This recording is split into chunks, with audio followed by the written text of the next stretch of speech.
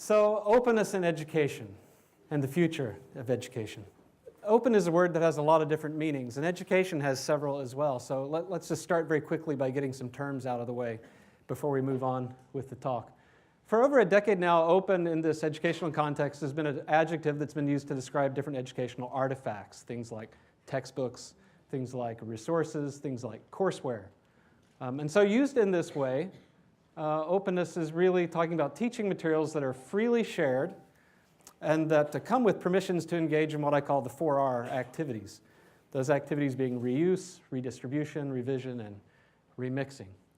So while the nouns differ from each other in what we're talking about when we talk about open content or open educational resources or open textbooks, the operationalizing actions that go with each of those uses of the word open are the same.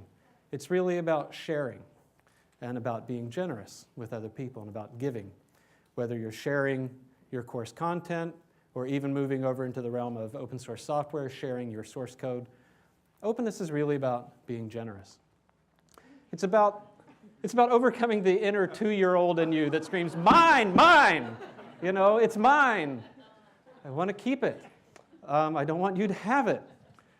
Unfortunately, and I expect we'll hear more about this from Larry, law and policy are increasingly enabling us in our fit throwing, letting us scream mine ever more loudly, letting us throw ever larger fits, and giving us bigger toys to hit each other with. Even worse, there's this whispering in our ear that says, it's okay, everybody's selfish. People sue each other all the time. You can do these things. That's acceptable behavior. It's legal. This is not a good situation. We as educators are not immune either. You can see this kind of thinking in your colleagues down the hall, maybe in your administration.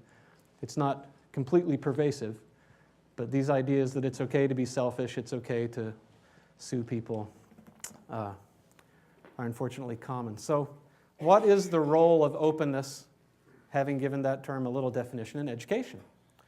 I think this question is actually really, really insidious because it implies there could be a large role for openness in education, there could be a small role, could be a primary role, we might not need it at all.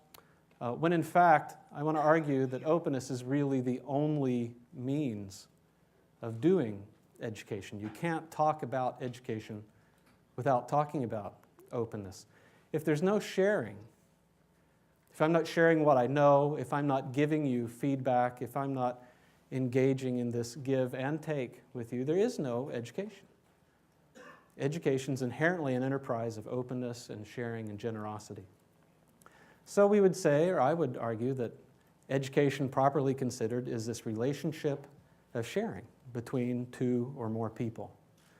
And so in the definition of openness and in the definition of education, we see this common theme of sharing. And we say that the successful educators, that teachers who are the best teachers, are the ones who share the most completely with the most students.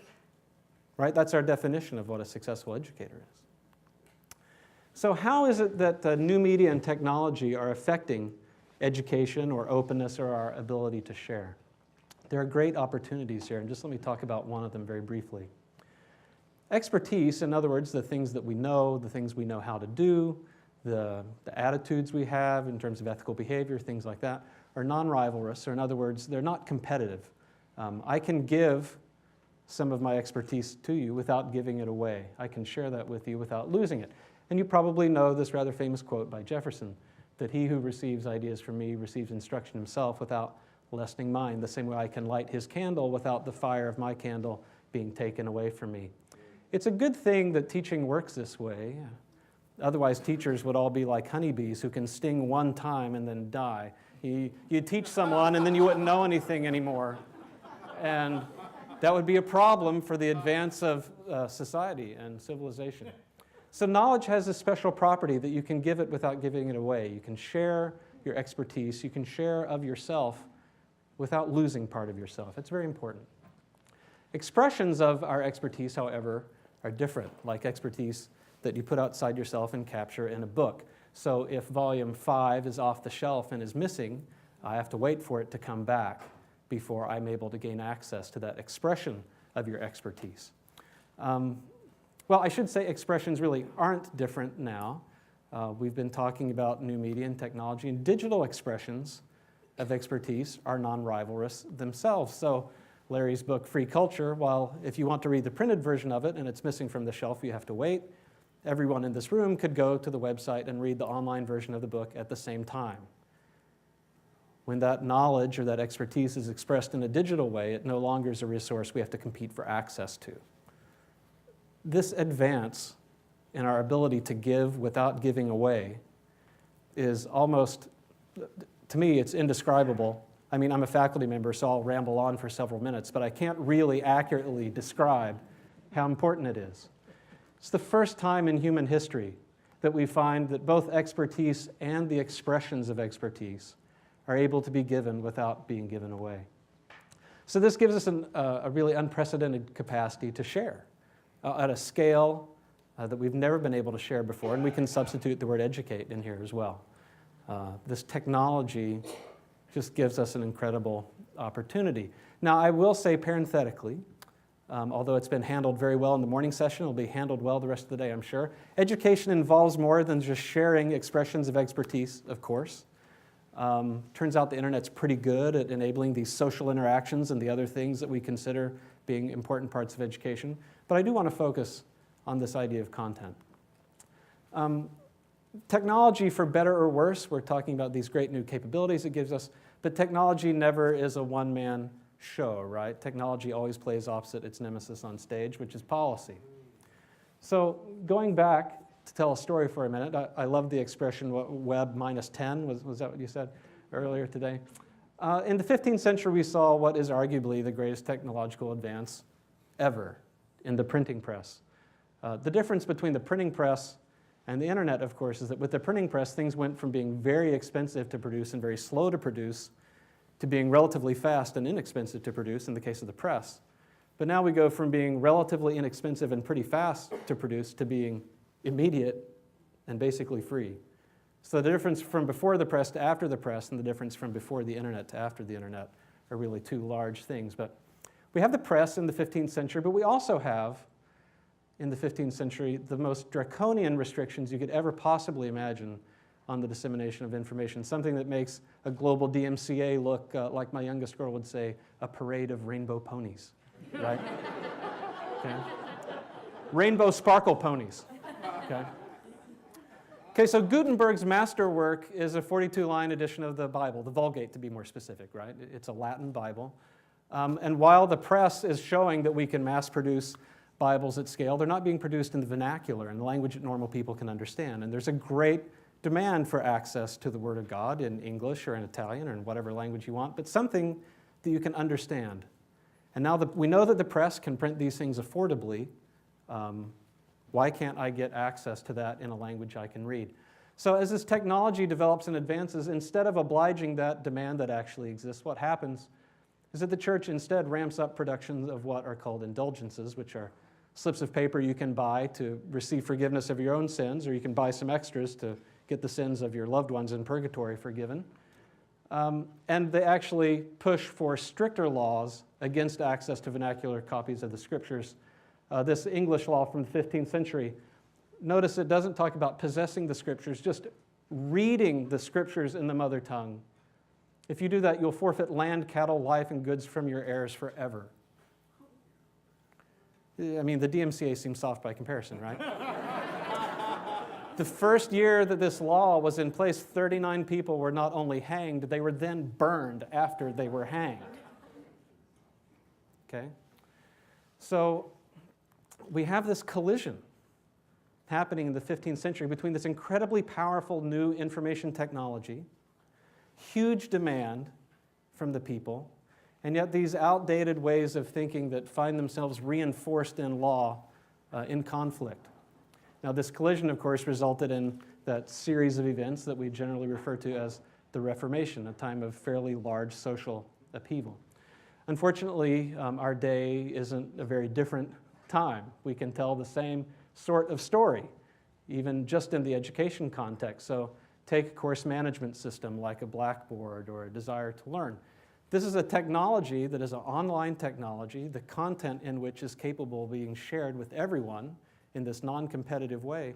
But this technology is turned against itself with passwords, with different kinds of restrictions that keep people out, that withhold, that conceal, instead of sharing, being generous, being open, being giving.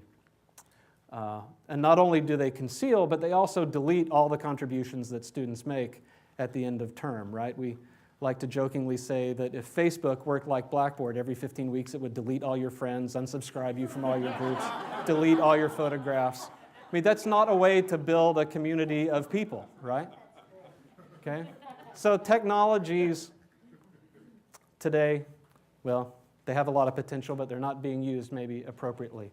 In 2008, we had this case of a professor at a university in the southern part of the United States who filed a lawsuit in which he claimed copyright of his lectures, and because they were copyrighted, all the people taking notes in his class were creating derivative works of his copyrighted material, and that as the owner of the original, he had the right to control how those were used. Why are you in education? You know, I mean, it really makes me wonder, can those students ever become a professor? I mean, if I stood up to teach, wouldn't that be a public performance of some derivative of his copyrighted work? Right? Or what if I took a job and actually applied the skills I had learned in his class? If someone observed me, could they reverse engineer what, he had taught me? It's an outdated way of thinking. And in terms of demand, again, I mean, I suppose many of you know many of these numbers. We have about 120 million people enrolled worldwide in higher ed institutions right now. And that's expected not to grow up to 150 million, but to grow by 150 million in the next 25 years. So in other words, we're going to more than double the amount of people who are trying to get access to higher education. My favorite way of summarizing this up is that in India alone, this means 2,400 new universities in the next 25 years. Or in other words, building, hiring, staffing, and opening a brand new university every 2 weeks for the next 25 years. You can't do that, right? So again, 500 years later, we have this collision between this powerful new media in terms of the internet, this ravenous demand for access to higher education, and these outdated ways of thinking about protecting my intellectual property, which is my copyrighted material, which is just a culture of withholding and not a culture of generosity or of sharing or of giving. Now, if that all sounds familiar, it's because I talked about it about 3 minutes ago. Okay? Education is right on the rickety edge of its own reformation. If you've seen Anya's book, which is forthcoming, this DIY university, she talks about the cost side of this.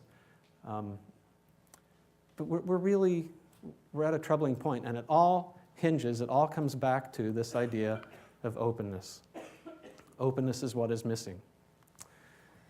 So, as we stop and look at ourselves and we spend some time introspecting, we think about this great new technology that we've been blessed with 500 years later. Now, have we learned the lesson of 500 years ago? As we take this technology and this opportunity to share on this scale, will we use it to be more open? Or will we turn it back against itself and use it to do other things, to keep the status quo, enforce that status quo with policy, maybe with state and federal law? Are we really going to fight this fight again? Or are we going to sort of wake up and understand that we need to be more open? I want to submit to you, actually, that as you think about new media and you think about technology and you think about how those intersect with education, that really the only proper role for technology and education is to increase our capacity to be generous. Okay? Whether that's with giving feedback, whether that's with sharing materials, whether it's with a whole host of things that get away from those kinds of static artifacts and get more into discourse and discussion and argument and debate and conversation and collaboration. You don't just have to give of your resources, you can also give of your time. There's a lot of things that you can give. And to the extent that we do give, and to the extent that we're open, education will be improved. Thank you.